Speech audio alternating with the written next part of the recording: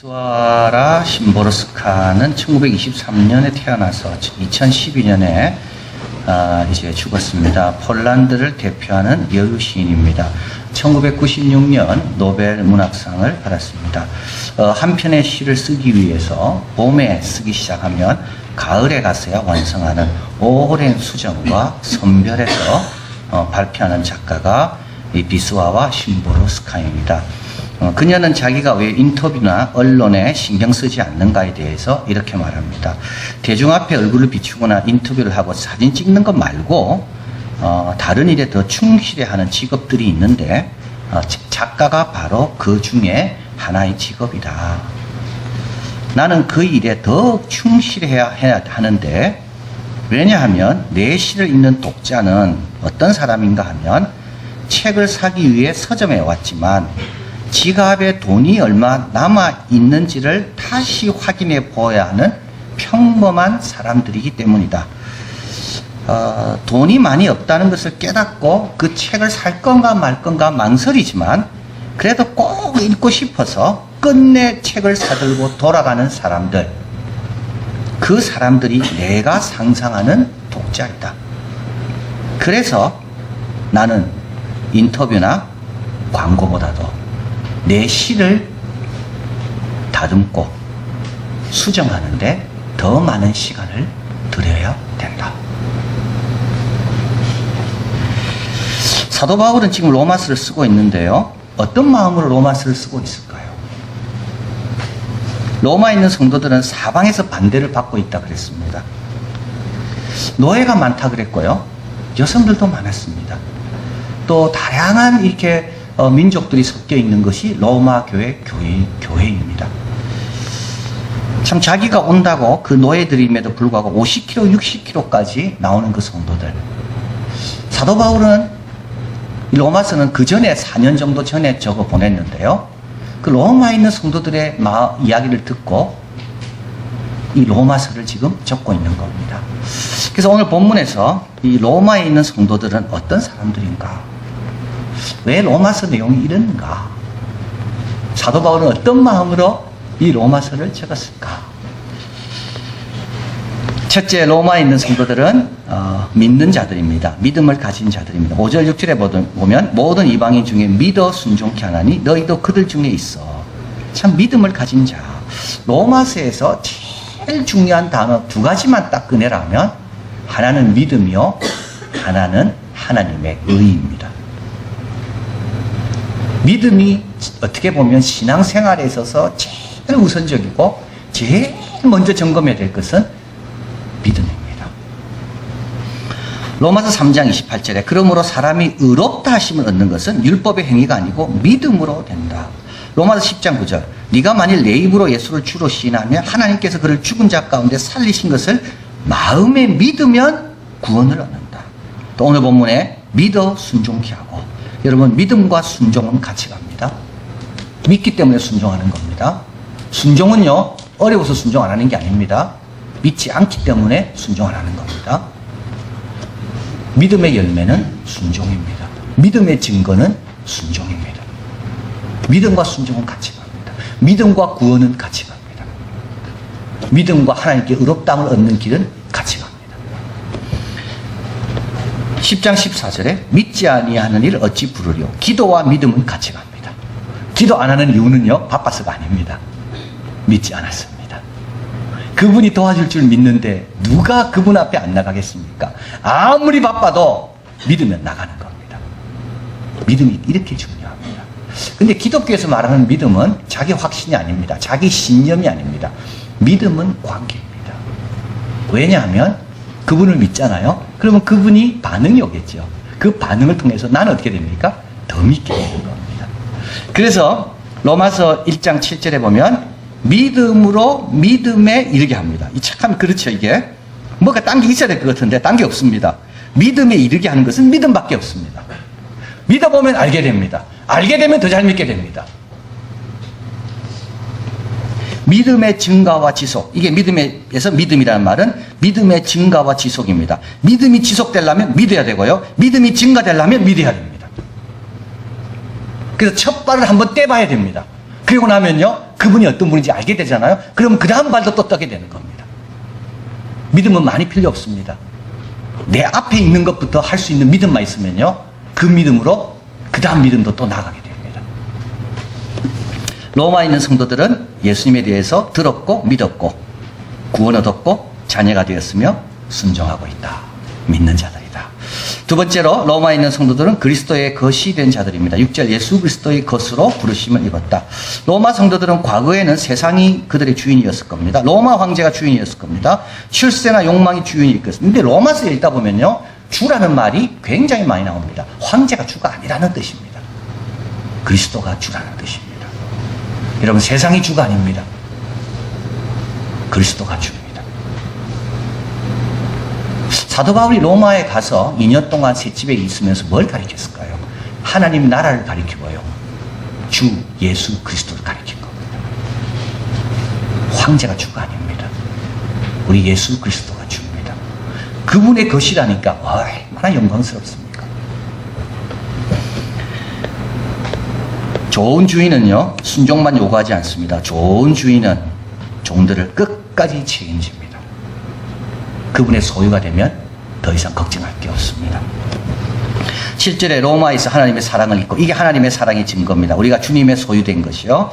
또 그러나 동시에 사명이 있습니다. 성도라는 사명이 있습니다. 거룩하게 살아야 됩니다. 구별되게 살아야 됩니다. 빛과 소금, 짠맛을 잃어버리면 되지 않습니다. 로마에 있는 성도들이 왜 순교했을까요? 그들에게 주인은 예수님밖에 없기 때문에요. 그들은 왜 순교했을까요? 세상의 소금과 빛이 되어야 되기 때문에. 하이델베르그 교리문답이라는 게 있습니다. 1563년도에 공포된 교리문답이에요. 질문하고 답하는 겁니다. 그래서 가장 알아야 될, 그래서 설교를 해야 될, 그래서 52주 동안 성경에 있는 모든 교리들을 52주에 설교할 수 있도록, 그래서 이 교리문답에 보면 52개의 질문이 있고 52개의 답이 있습니다. 그래서 이제 청소년들에게, 그래서 이제 종교개혁이 일어나면서부터 독일에서 이제는 지역마다 우리는 어떤 종교를, 구교를 따를 거냐, 신교를 따를 거냐. 그래서 이제 이 하이델베르그에 있는 선제후는 우리는 개신교, 성경에 기초한 개혁신앙을 따르겠다. 그럼 개혁신앙의 요약이 뭐냐? 그래서 하이델베르그 대학에 있는 신학 교수들과 목회자들에게 그거를 52개로 좀 정리해달라. 이것이 하이델베르그 교리문답입니다. 그 첫 번째 질문이 이겁니다. 1문, 사나 죽으나 당신의 유일한 위안은 무엇입니까? 답, 사나 죽으나 나는 나의 것이 아니고 몸과 영혼 모두 미쁘신 구주 예수 그리스도의 것입니다. 미쁘다는 말은 신실하다는 말입니다. 주께서 보배로운 피로 나의 모든 죄값을 치러주시고 마귀의 권세로부터 나를 자유케 하셨습니다. 또 하늘에 계신 아버지의 뜻이 아니고는 나는 그리스도의 것이기 때문에 머리털 하나도 상하지 않듯이 주는 나를 지켜주십니다. 모든 것이 협력하여 나의 구원을 이루도록 나는 그리스도의 것이기 때문에 그분이 조정하고 계십니다.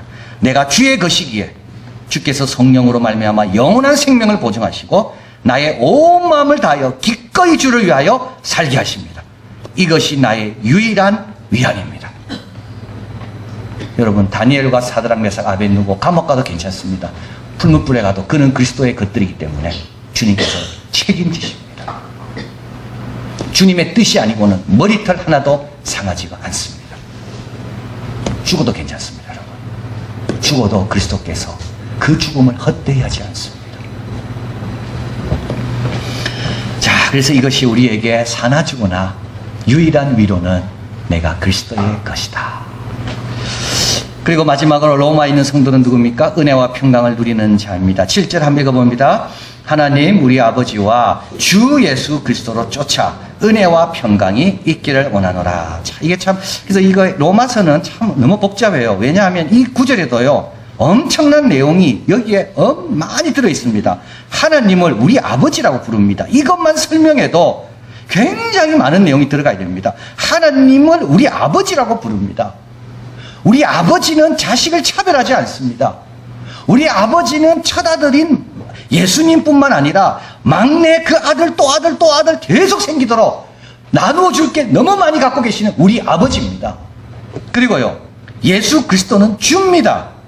그리고요, 은혜와 평강, 은혜는 뭡니까? 은혜는 신약을 바치고 있는 모든 좋은 것이 은혜입니다. 평강은요, 구약을 바치고 있는 모든 좋은 것이 평강입니다. 샬롬입니다. 이 한 구절에요, 이 얼마나 많은 게 지금 들어가 있습니까? 그러니까 사도 바울은 뭔가를 설명하려면 이게 다 들어가야지 설명이 되는 겁니다.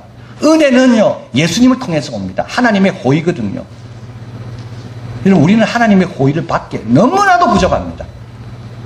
그래서 죄의 싹슨 사망이요, 하나님의 은사는 그리스도 예수 안에 있는 영생이라고 그랬는데, 우리가 영생을 어떻게 얻겠습니까? 그래서 이거를 하나님의 은사, 선물이라고 이야기했습니다. 하나님은 우리에게 호의로 대하십니다. 그래서 잘 모르게 기도해도 잘 알아들으십니다. 하나만 잘해도 딴 거 못한 거 많아도요, 다 기쁘게 받으십니다. 대한민국이 이렇게 잘 사는 이유는요, 하나님의 호의 때문입니다. 그죠? 대한민국 구석구석 가보십시오. 얼마나 잘 돼 있고 선진화되어 있고 발전되어 있습니까? 이거요, 우리가 그렇게 자격이 있는 사람들이 아닙니다. 우리 대한민국 국민성은요, 행복감을 우리는 우월감에서 찾는 사람들입니다. 아주 건강하지 못합니다. 우리는 거짓 자존감을 권하는 사회 속에 살고 있습니다. 그래서 우리는 남이 잘 되는 것을 도저히 보지 못합니다. 나도 못되지만 남은 더 못되면 행복한 게 우리입니다. 여러분, 안 그렇습니까? 전화할 때 보면요, 잘 지낸다 하면 금방 끊어버립니다. 못 지낸다 하면요, 계속 들고 있습니다. 남이 잘 지내는 거는요, 내가 잘못된다고 생각합니다. 그런데도 이렇게 잘 삽니다. 이렇게 평안합니다. 이거 하나님의 호의입니다. 이게 은혜입니다. 우리에게는 이 은혜가 있기 때문에 얼마나 감사하고 든든하고, 그러나 은혜를 헛되이 하면 안 되는 거죠. 염려할 게 없는 겁니다. 누구 때문에요? 그리스도 예수 안에 있기 때문에. 그리고 또 한 가지는 평강입니다. 여러분, 이 평강이 뭡니까? 하나님의 자비로운 손길 안에서 누릴 수 있는 최상의 상태가 평강입니다. 이게 샬롬입니다. 이게 아주 독특합니다. 그리고 초자연적인 겁니다. 예수님께서 내가 평안하니 너희도 평안하라 그랬고요, 내 평안을 너희에게 주기를 원한다 그랬습니다. 예수님이 오셨을 때 하늘에는 영광이요, 땅에는 평화가 임한, 이 평강입니다.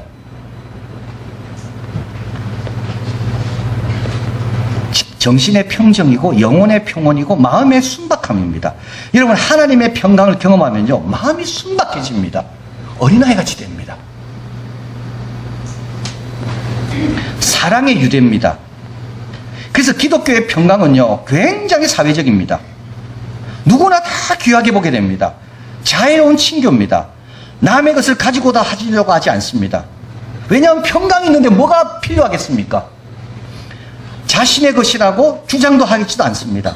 자기 안에 안식과 평온을 지니고 있기 때문에 모든 이에게 온유하고 겸손한 게 하나님 안에서 누리는 평강입니다. 우리가 힘든 이유는 이 평강이 없어서 힘든 겁니다. 은과 금이 아닙니다. 이런 사람은요, 낮은 데 가도 힘들지가 않아요. 이런 사람은 높은 데 가도요, 함부로 하지 않아요. 근데 이게 예수 그리스도를 쫓아오는 겁니다. 근데 그분은 줍니다. 평강의 줍니다. 언제나 누릴 수가 있습니다. 노예도 상관없습니다.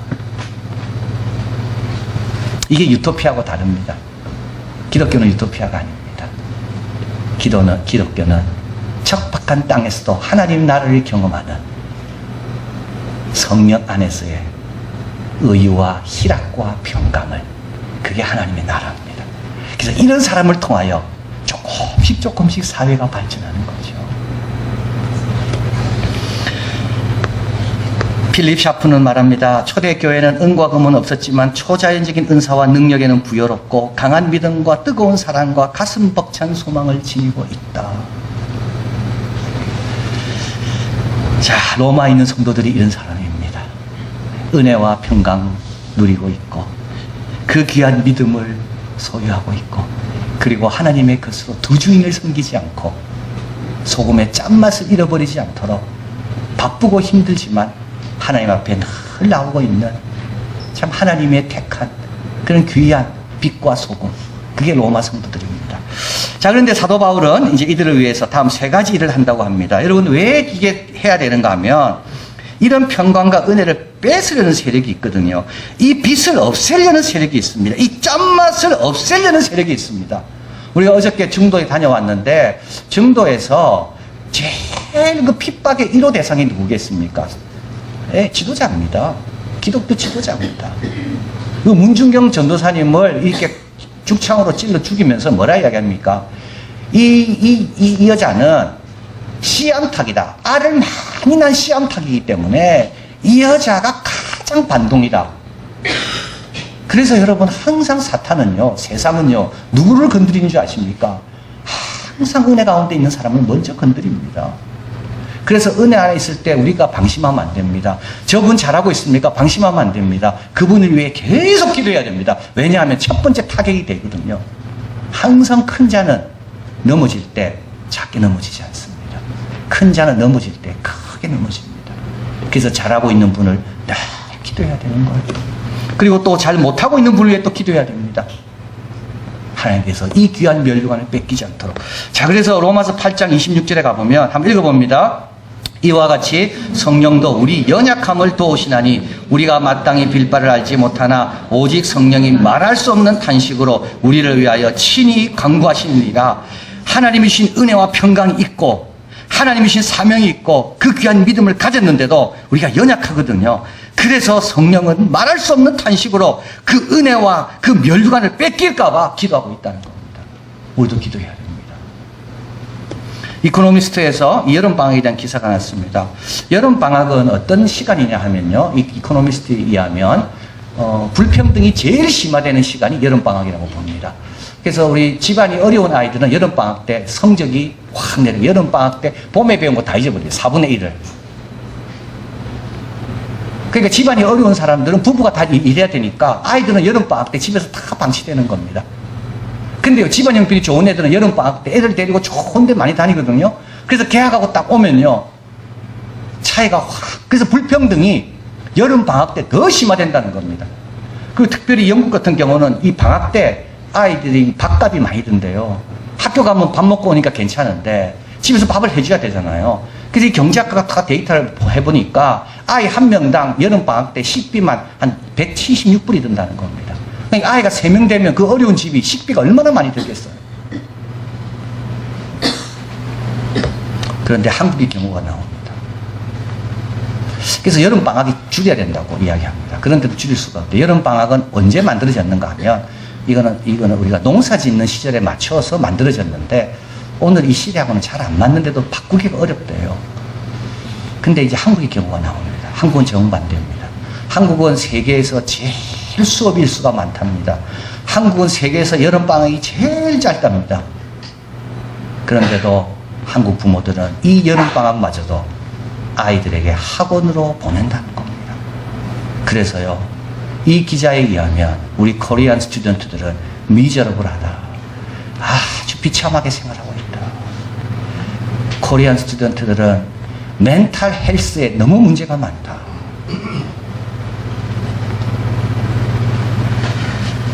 여러분, 안 보낼 수는 없을 겁니다.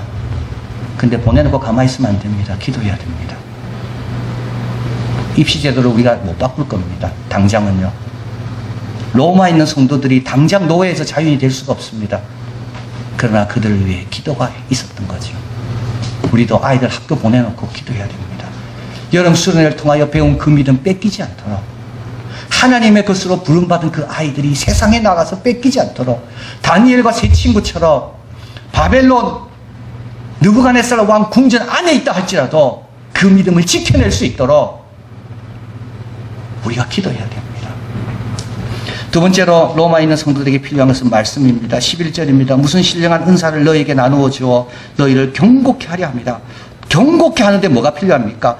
사도 바울이 받은 은사, 말씀입니다. 복음입니다. 그래서 사도 바울은 4년 뒤에 가게 되지만 편지를 써서 보내는 겁니다. 여러분, 우리의 믿음이 경고케 하려면요, 말씀 없이는 안 됩니다. 믿음은 들으면서 오거든요. 자꾸 들어야 내 속에 있는 안 좋은 것들이 정리가 되고 밀려납니다. 그렇지 않으면요, 안 좋은 것들이 자꾸 자랍니다. 다른 방법 없습니다. 시냇가에 심겨줘야 돼요. 그래서요, 계속 공급이 있어야지 우리는 경고케 될 수가 있는 겁니다. 이 귀한 믿음, 은혜와 평강, 이걸 유지하려면 서로 기도해야 되고, 그리고요, 말씀을 자꾸 드려야 됩니다. 마지막으로 봉사해야 됩니다. 12절 같이 읽어봅니다. 이는 곧 내가 너희 가운데서와 너희와 나의 믿음을 인하여 피차 아니함을 얻으려 함이라. 피차. 그러니까 로마에 있는 성도는 받기만 하는 게 아닙니다. 사도 바울이 온다고 50km, 60km 내려와야 됩니다. 내려오니까 어떻게 됩니까? 거기서 사도 바울을 만났을 때 말할 수 없는 은혜를 받는 겁니다. 여러분, 제가 이제 그 운동하러 가니까 코치가 저한테 이야기하더라고요. 목사님 3가지 운동 꼭 하셔야 된다 그래요. 그래서 저는 2가지는 뭐 자주는 못했지만 2가지는 알고 있었습니다. 뭐 그것도 다 여러분 아는 겁니다. 3번째가. 첫 번째 유산소 운동 그거 해야 됩니다. 근육 운동 무거운 거 들어야 됩니다. 근데 하나 더 이야기하더라고요. 저는 그 2개로 끝날 줄 알았어요. 스트레칭, 펴는 거. 여러분, 아무리 근육 많아도요, 이렇게 움켜쥐고 있으면 안 됩니다. 근육을 펴줘야 됩니다. 자꾸 스트레칭 해야 됩니다. 저는 그 말을 듣는 순간 신앙생활도 같구나. 자꾸 쌓아두기만 하면 안 되고 자꾸 움직여야 되고, 그리고요 자꾸 펴야 됩니다. 펴지 않으면 나이가 들수록 더 꼬부라진다는 거 아닙니까? 여러분, 자꾸 펴십시오. 그게 사는 길입니다. 잘 드시고 움직인 다음에는 어떻게 됩니까? 나한테로 멈추지 말고 자꾸 펴야 됩니다. 봉사의 기회가 왔을 때 봉사해야지만이 피차 아니하며 성장하는 겁니다. 사도 바울은 13절에 말합니다. 너희 중에서도 이방인 중에서와 같이 열매 맺게 하려 함이라. 고로새서 1장 6절 같이 읽어봅니다. 이 복음이 너희 중에서와 같이 또한 온 천하에서도 열매 맺어 자라는도다. 복음의 능력이 바로 이겁니다. 좋은 데서만 자라는 게 아닙니다. 가장 힘든 곳에도 자랍니다. 세상의 온갖 영광과 권력이 다 모여있는 로마에서도 자랍니다. 21세기의 서울에서도 자랍니다. 우리 자녀들이 입시 때문에 정신없는 이곳에서도 복음은 열매 맺어 자랄 수가 있습니다. 서로 기도하고 말씀 앞으로 늘 안내하고 서로 섬길 때 우리의 믿음은 어디서라도 자라고 하나님의 소유된 백성으로의 사명을 감당하고 은혜와 평강 속에 감사하며 살아가는 우리가 될 줄을 믿습니다.